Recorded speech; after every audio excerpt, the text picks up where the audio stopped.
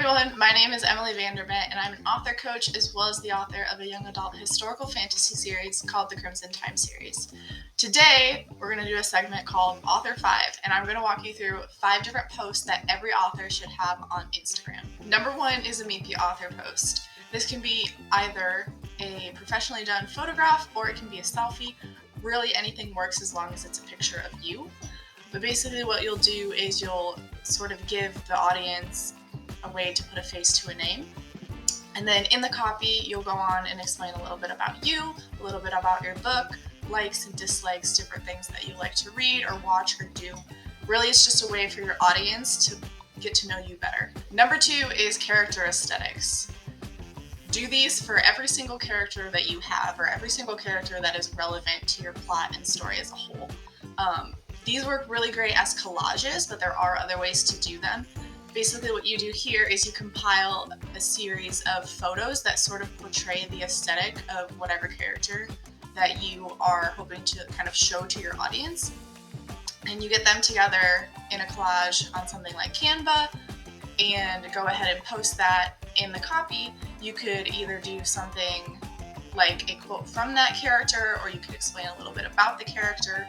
Again, the possibilities are endless, but really this sort of post is just a way to sort of get the aesthetic and sort of the essence of that character across to your audience. Number 3 is tropes. So tropes used to be something that no one really wanted to talk about related to their book because somewhere along the line, tropes became synonymous with sort of cliche. And they can be if they're not done well or if there isn't some sort of twist to them. But nowadays, people are really drawn to tropes, and they're especially drawn to sort of different combinations of tropes. So a really great way to sort of show your audience what sort of tropes you have in your book is you can do a graphic sort of like this one and display your book in some sort of way, and then around it, point back to your book with the various different tropes that are found in your book.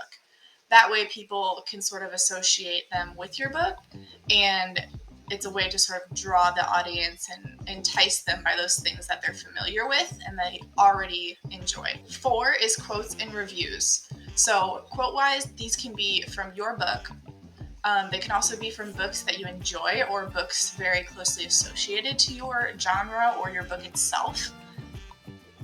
Review-wise, they can be reviews of your book that other people have done, or since good writers are readers, they could be reviews that you've given or are going to give for various different books that you have read and enjoyed, or maybe not enjoyed. Number 5 is character art.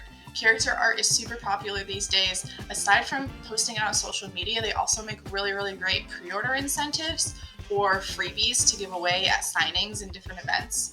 But as far as social media goes, they're really great ways to sort of portray to your audience, your characters. This one that I created, I did on Artbreeder, which you can do too. It's artbreeder.com. You can just hop on there and make a quick little mock-up of your character. Otherwise, you can also commission character art from various different artists, which can also be super easily found on Instagram as well. It's a really great way to sort of portray your characters to your audience. That's all I've got for you guys today. Hopefully you found this helpful. If you did, go ahead and hit that like button. And as always, if you have any questions or if there's anything you would like us to do a video on related to author life, writing, publishing, go ahead and drop that in the comments.